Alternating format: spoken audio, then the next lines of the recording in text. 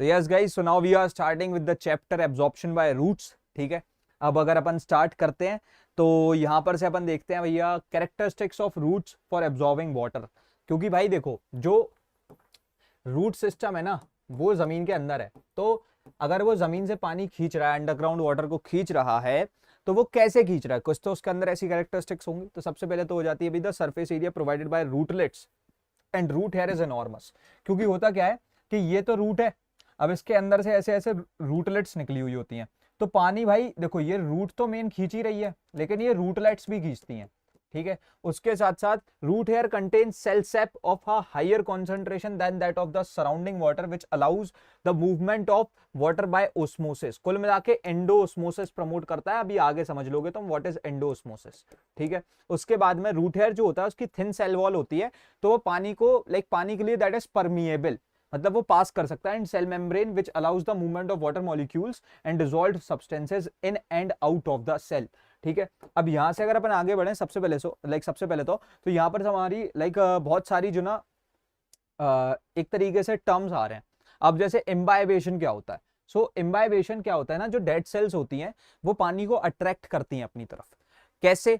बारिश होती है तो आसमान में, मतलब सराउंडिंग में, हमारी एटमॉस्फेयर में जो है बेसिकली मॉइस्चर आ जाता है, और बारिश के बाद क्या होता है ना कि जो वाटर ड्रॉपलेट्स डायरेक्टली जाके किसी लकड़ी के गेट पे घल जाएं, या फिर जो है वो मॉइस्चर के थ्रू। तो तुमने देखा होगा जो लकड़ी के गेट होते हैं वो थोड़े से सड़ से जाते हैं, एंड दैट हैपेंस बिकॉज कि जो डेड सेल्स होती है वो पानी के मॉलिक्यूल्स को वो मॉइस्चर से भी जो ना अपनी तरफ सरफेस अट्रैक्शन के थ्रू खींच लेती हैं। अब उसके बाद में भैया डिफ्यूजन क्या होता है। डिफ्यूजन एक तरीके से मूवमेंट ऑफ पार्टिकल्स या फिर मूवमेंट ऑफ मॉलिक्यूल्स होता है from the region of their higher concentration to the region of their lower concentration. ठीक है, उसके बाद में भैया ओस्मोसिस क्या होता है, तो ये होता है भाई साहब वाटर के लिए स्पेसिफिक। ठीक है, और वाटर को एक तरीके से तुम ऐसे समझ लो कि वाटर की जब हायर कॉन्सेंट्रेशन जहां पर है, so when water is travelling from the region of its higher concentration to the region of its lower concentration, लेकिन बस यहां पर से एक चीज और है कि बीच में एक सेमी परमिएबल मेम्ब्रेन आ जाती है। क्या आ जाती है ओस्मोसिस प्रोसेस में? ये एक तरीके से देखा जाए तो डिफ्यूजन ही है, बस दो एक्स्ट्रा चीजें हैं कि ओस्मोसिस सिर्फ वाटर के लिए होती है, और दूसरी चीज कि इसमें बीच में एक सेमी परमिएबल मेम्ब्रेन आ जाती है। ठीक है, तो फिर हम इसको क्या बोल देते हैं? ओस्मोसिस बोल देते हैं। फिर उसके बाद में एक चीज आ जाती है भैया एक्टिव ट्रांसपोर्ट। तो ये होता है भैया the movement of particles from the region of their lower concentration to the region of their higher concentration, मतलब जहां कम है उधर से और ज्यादा ही उठ के जा रहे हैं उस जगह पर जहां पर ऑलरेडी ज्यादा है। और यहां पर क्या होता है ना, एनर्जी यूज होती है, क्योंकि एक्टिव वर्ड का यूज इसलिए किया गया है क्योंकि यहां पर एनर्जी इन्वॉल्व है। ऑब्वियसली अपने आप तो चले नहीं जाएंगे, डिफ्यूजन ओस्मोसिस ये सब तो अपने आप हो जाता है, लेकिन यहां पर एक्टिव ट्रांसपोर्ट के लिए एनर्जी लगती है, और एनर्जी लगती है किस फॉर्म में? एटीपी के फॉर्म में, एडिनोसाइन ट्राइफॉस्फेट। ठीक है, उसके बाद में अगर हम लोग आगे बढ़ते हैं, सो यहां पर से सबसे पहले तो मैं तुमको बता दूं भाई, तुम हमारी ई बुक को यूज कर सकते हो। This is the one stop solution for you all for biology, क्योंकि बायोलॉजी में it's a game of notes. ठीक है, तो यहां पर हमने तुम्हारे लिए बहुत ही तगड़े लेवल के नोट्स बना रखे हैं, जिसके साथ में हमने तुम्हारे को एमसीक्यूज और short answer type of question और हर एक तरीके के क्वेश्चंस इस ई बुक में दे रखे हैं। The name of this e book is saviour of biology and it's being used by more than 2000 plus students. तुम भी इसे खरीद सकते हो because it is highly affordable. This is listed on our website. अभी कभी जाओ, make a purchase, we will deliver the e book within a minute to you. ठीक है, उसके बाद में अब हम यहां पर से देखते हैं। भाई साहब, अच्छा ये चीज तो अपनी ऑलरेडी हो ही गई है। Now semi permeable membrane is one which allows the passage of molecules selectively. ठीक है, वो जो है ना लेकर के कहां पर आती है? वो आती है हमारी ओस्मोसिस में। अब ओस्मोसिस भी भैया दो तरीके की होती हैं। अब देखो, पानी जो है ये एक हो गई आउटर दुनिया जहां पर पानी है, ठीक है, वाटर है, ठीक है, और एक हो गई सेल। ठीक है, अगर सेल के अंदर पानी आ रहा है, ठीक है, सेल के अंदर पानी आ रहा है, ठीक है, तो उसको हमने बोल दिया कि एंडोस्मोसिस हो रही है। और अगर सेल के बाहर पानी जा रहा है तो हमने बोल दिया कि एक्सोस्मोसिस हो रही है। पर ये कब, कैसे और कहां होगा? osmosis should continue until the concentration of water molecules becomes equal on both sides of the membrane। क्योंकि हम जानते हैं एट लास्ट ओस्मोसिस का तो सिर्फ एक सिंपल सा प्रिंसिपल ये है कि भैया वाटर पार्टिकल्स का मूवमेंट कहां से होगा? From the region of their higher concentration to the region of their lower concentration. अच्छा, एक चीज और याद रखना भाई साहब, वाटर क्या होता है ना, ये एक बहुत ही इंपॉर्टेंट चीज है, बाद में बच्चे कंफ्यूज ना हो इसलिए मैं पहले ही बता रहा हूँ कि वाटर जो होता है बेसिकली वो एक सॉल्वेंट होता है, ठीक है। और अगर हम लोग सॉल्वेंट के हिसाब से बात करें तो हम ये चीज जानते हैं कि जो सॉल्यूशन डाइल्यूट होगा वहां पर पानी ज्यादा होगा, ठीक है। सो वहां पर वाटर ज्यादा होगा, नॉट लाइक कि तुमने सोचा कॉन्सेंट्रेट, अच्छा यानी कॉन्सेंट्रेटेड का मतलब तो यही हो गया ना कि वहां पर पानी की कॉन्सेंट्रेशन ज्यादा है। नहीं मेरे भाई, अगर कोई सॉल्यूशन जो है अगर वो कॉन्सेंट्रेटेड है, ठीक है, कैसा है, अगर वो कॉन्सेंट्रेटेड है तो वहां पर पानी कम है, ठीक है, आ गया समझ में। तो हमेशा इस बात को याद रखना that in terms of solution and solvent and solute, तो एक चीज याद रखना, पानी की मूवमेंट हमेशा एक डाइल्यूट सॉल्यूशन से एक कॉन्सेंट्रेटेड सॉल्यूशन में ही होगी, ठीक है। इस चीज को अपन को एकदम अच्छे तरीके से क्लियर रखना है, ठीक है।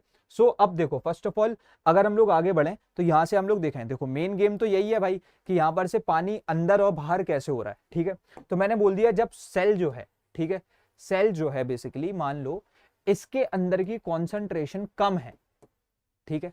मैंने क्या बोला, कॉन्सेंट्रेशन कम है, ठीक है। या फिर चलो ठीक है अपन सीधा सीधा बात करते हैं, जो सेल सैप है, ठीक है, सेल के अंदर तो क्या होता है, सेल सैप होता है, ठीक है। सो सेल सैप जो है बेसिकली वो मान लो कैसा है, वो अगर डाइल्यूट है, ठीक है, तो मतलब कि यहां पानी ज्यादा है तो पानी बाहर जाएगा, पानी इस केस में क्या करेगा, बाहर जाएगा, तो होगी एक्सोस्मोसिस। और यही सेल सैप अगर कॉन्सेंट्रेटेड है तो पानी अंदर आएगा, तो यहां पर क्या होगी, एंडोस्मोसिस, ठीक है, एंडोस्मोसिस। तो इस चीज को याद रखना है अपन को। अब यहां से अगर अपन आगे बढ़े, ठीक है, तो फर्स्ट ऑफ ऑल भैया ओस्मोटिक प्रेशर क्या होता है। अब ओस्मोटिक प्रेशर तुम्हारा जो है, it is the pressure is the like osmotic pressure is the minimum pressure which must be exerted to prevent the passage of the pure solvent into the solution when the two are separated by a semi permeable membrane। कुल मिला के in short in simple words कि देखो osmosis कब तक काम करता है, जब तक जैसे मान लो एक साइड ए है और एक साइड बी है, ठीक है। मैंने बोल दिया कि मान लो इनिशियली जो ना ए की जो है कॉन्सेंट्रेशन मतलब जो है ज्यादा थी पानी की, ठीक है, वाटर कॉन्सेंट्रेशन यहां पर ज्यादा थी, ठीक है, और बी पे जो है वाटर कॉन्सेंट्रेशन कम थी, ठीक है। तो पानी ऑब्वियसली कहां जा रहा होगा, कहां जा रहा होगा, ए टू बी जा रहा होगा, ठीक है। लेकिन मान लो एक पॉइंट ऑफ टाइम ऐसा आ गया कि इनकी इक्वल कॉन्सेंट्रेशन ऑफ वाटर हो गई, क्या हो गई, इक्वल कॉन्सेंट्रेशन ऑफ H2O हो गई, तो उस केस में पानी का मूवमेंट रुक जाएगा। तो ये जो एक तरीके से जो प्रेशर अप्लाई होगा ना automatically that is going to be what, osmotic pressure, ठीक है। अब यहां से अगर तुम देखते हो, सो अब इससे ही पहले मैं तुम्हें एक छोटा सा कॉन्सेप्ट और क्लियर करना चाहता हूं अबाउट द टोनेसिटी, ठीक है, टोनेसिटी ऑफ द सॉल्यूशन, ठीक है। सो टोनेसिटी की अगर मैं बात करूं, तीन तरीके के सॉल्यूशन होते हैं, एक होता है हाइपरटोनिक, एक होता है हाइपोटोनिक, ठीक है, और एक होता है आइसोटोनिक। और एक चीज प्लीज भाई अच्छे तरीके से अपने दिमाग में क्लियर रखना कि यहां पर से मैं जो ना सेल सैप के टर्म्स में बात कर रहा हूं, ठीक है। सो हाइपरटोनिक क्या होता है, हाइपर का मतलब ज्यादा, मतलब कॉन्सेंट्रेशन ज्यादा, मतलब कि यहां पर क्या होता है, एक तरीके से देखा जाए हाइपरटोनिक में हाई कॉन्सेंट्रेशन होती है, हाई कॉन्सेंट्रेशन सॉल्यूशन होता है, मतलब कि यहां पर से पानी कम है, तो अगर पानी कम है तो पानी अंदर आएगा, ठीक है। उसके बाद में हाइपोटोनिक क्या है, मतलब कि कम कॉन्सेंट्रेशन, सो लो कॉन्सेंट्रेशन सॉल्यूशन हो गया, ठीक है। तो इस केस में पानी अगर देखा जाए तो क्या होगा, अगर लो कॉन्सेंट्रेशन सॉल्यूशन है मतलब डाइल्यूट सॉल्यूशन है तो पानी ज्यादा है तो पानी बाहर जाएगा, ठीक है। उसके बाद में बहुत सिंपली देखना कि यहां पर से जो हमारा आइसोटोनिक सॉल्यूशन है, ठीक है, इसका मतलब यह है कि दोनों साइड की टोनिसिटी जो ना मतलब कॉन्सेंट्रेशन, देखो टॉनिक का मतलब वही है कॉन्सेंट्रेशन, तो दोनों साइड की कॉन्सेंट्रेशन सेम है, तो यहां पर से कोई ओस्मोसिस नहीं होती है, सो इधर पे नो ओस्मोसिस, ठीक है। अब इसके बाद में हम यहां पर से देखेंगे टर्जिडिटी एंड फ्लैसिडिटी। अब सबसे पहले तो यहां पर से अगर हम लोग टर्जिडिटी और फ्लैसिडिटी को समझो तो ये दो अलग चीजें हैं, एक होती है टर्जिड स्टेट, ठीक है, और एक होती है फ्लैसिड स्टेट, ठीक है। So first of all let's talk about turgid state. ये वो स्टेट होती है which is like completely what, बताओ, इट्स मोर लाइक कि ये कंप्लीटली कैसा हो, ये कंप्लीटली सैचुरेटेड हो। जैसे तुमने एक गुब्बारा लिया, ठीक है, एक तुमने क्या लिया, गुब्बारा लिया। सो वी नो दैट ना कि भाई साहब हम गुब्बारे में पानी भरते जा रहे हैं, एक वाटर बलून बनाते हैं, तो एक वो स्टेट आती है कि where it can not accommodate any more water, right. तो वो स्टेट कौन सी हो जाती है, टर्जिड हो जाती है, ठीक है। उस स्टेट को हम टर्जिड बोल देते हैं। फिर जब हम उसमें से पानी निकाल दें और वो एकदम ऐसा, तुम समझ रहे हो, अजीब सा हो जाता है और ऐसे फुसफुसा टाइप सा हो जाता है, मतलब उसमें पानी भाई और बहुत पानी आ सकता है, तो वो स्टेट को हम लोग क्या बोल सकते हैं, फ्लैसिड स्टेट बोल सकते हैं, ठीक है। आ गया समझ में। और जो हमारा टर्जिड स्टेट में जो फिनोमेना है उसको तुम टर्जिडिटी बोल दो, और जो फ्लैसिड स्टेट में फिनोमेना उसको फ्लैसिडिटी बोल दो, ठीक है। आ गया समझ में, सिंपल सी बात है। अच्छा एक चीज तुम ये जानते हो, ये जो टर्गर प्रेशर नाम की चीज यहाँ पर लिखी हुई है, ये वॉल्स में लग रहा है, तो ऑब्वियसली भाई जब तुम पानी भर दोगे एक बलून के अंदर, तो वो पानी बाहर की तरफ ही तो जाने की कोशिश करता है, राइट। तभी तो एक समय पे आके अगर तुम और पानी डालते हो तो बलून फट जाता है।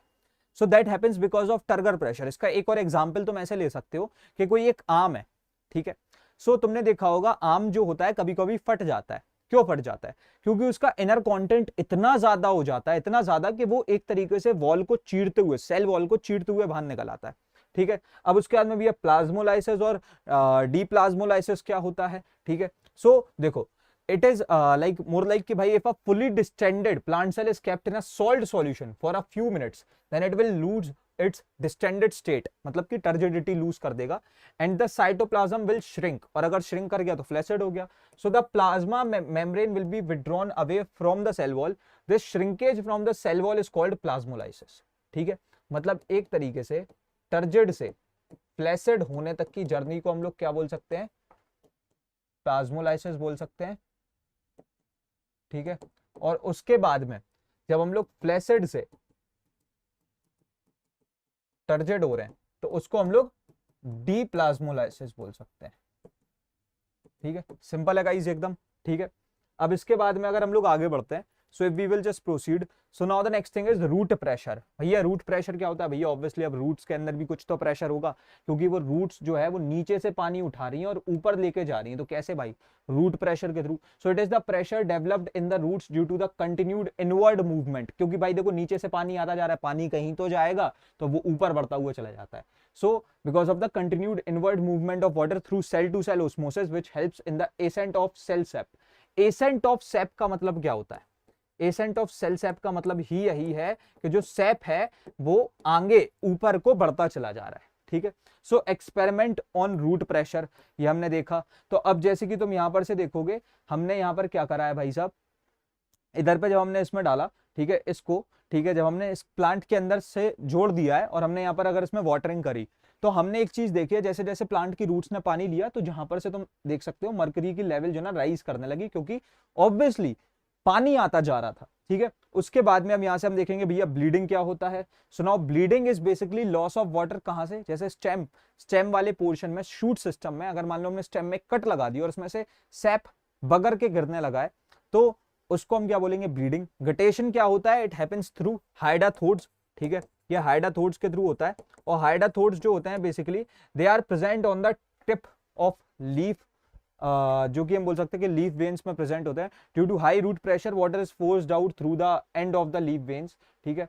So this water appears as tiny drops along the margin of the like tip of the leaf, और ये किसके थ्रू होता है, हाइडाथोड्स के थ्रू होता है, गटेशन, ठीक है। उसके बाद में अगर हम देखें root structure for water absorption, सबसे पहले तो क्या क्या भी है, रूट हेयर जो है ना लेकर के एक तरीके से देखा जाए तो उसका सरफेस एरिया बहुत एनॉर्मस है, थिन सेल वॉल्स होती है which facilitate the water entry, and उसके बाद में लार्ज वैक्यूल्स, हम जानते हैं सेल्स के अंदर जो ना वैक्यूल्स होते हैं जो कि एक तरीके से वाटर कलेक्शन बॉडी होती है, ठीक है।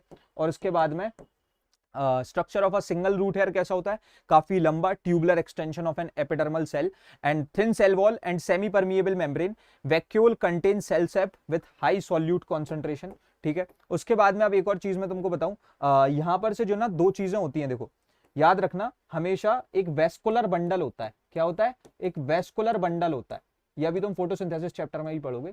वेस्कुलर बंडल में क्या होता है, कुछ टिश्यूज होते हैं, और दो तरीके के टिश्यूज होते हैं, वेस्कुलर टिश्यूज दो तरीके के होते हैं, एक होता है जाइलम और एक होता है फ्लोएम, ठीक है।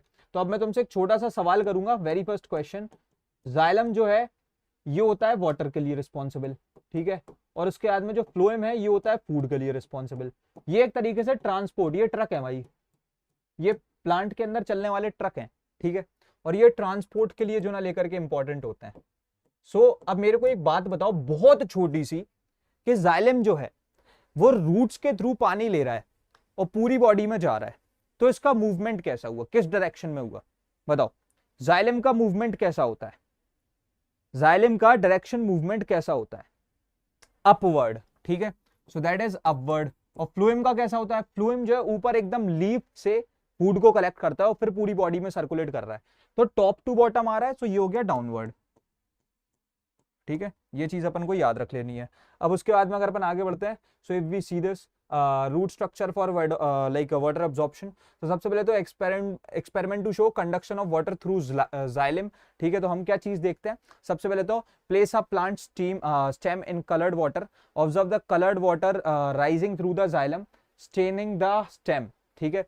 तो मतलब कुल मिला के इन्होंने क्या किया, एक ऐसा एक्सपेरिमेंट किया जहां पर इन्होंने जो है कुछ स्टेम का पोर्शन डाल दिया, फिर उसमें से जाइलम से पानी ऊपर जा रहा था, तो वो अपने स्टेन, क्योंकि कलर्ड वाटर था, तो उसके थ्रू हम समझ गए कि पानी का एक अपवर्ड मूवमेंट होता है, ठीक है। उसके बाद में तुम एक और चीज क्या कर सकते हो, cut a transverse section of the stem and observe under a microscope, so coloured rings indicate water movement through xylem vessels, तो ये भी तुम देख सकते हो। उसके बाद में अगर हम आगे बढ़ते हैं, so importance of root hair and ascent of sap, ठीक है, तो क्या इसकी इंपॉर्टेंस है, सो रूट हेयर क्या होता है ना, उसके अंदर एक एसेंट ऑफ सेप होता है, मतलब सेल सेप होता है, which has higher concentration of salts as compare to the outside soil water, तभी पानी अंदर आ रहा है, तभी एंडोस्मोसिस हो रहा है। So absorption of minerals elements from the soil involves active transport by cells, ठीक है, क्योंकि भाई सिर्फ एब्जॉर्प्शन बाय रूट से पानी नहीं खींचा जा रहा है, कुछ आयंस को भी खींचा जाता है, ठीक है, और उन आयंस को हम लोग चाहे ऐसे कह लो कि एक्टिव ट्रांसपोर्ट, मतलब एटीपी एनर्जी यूज करके खींच रहे हैं।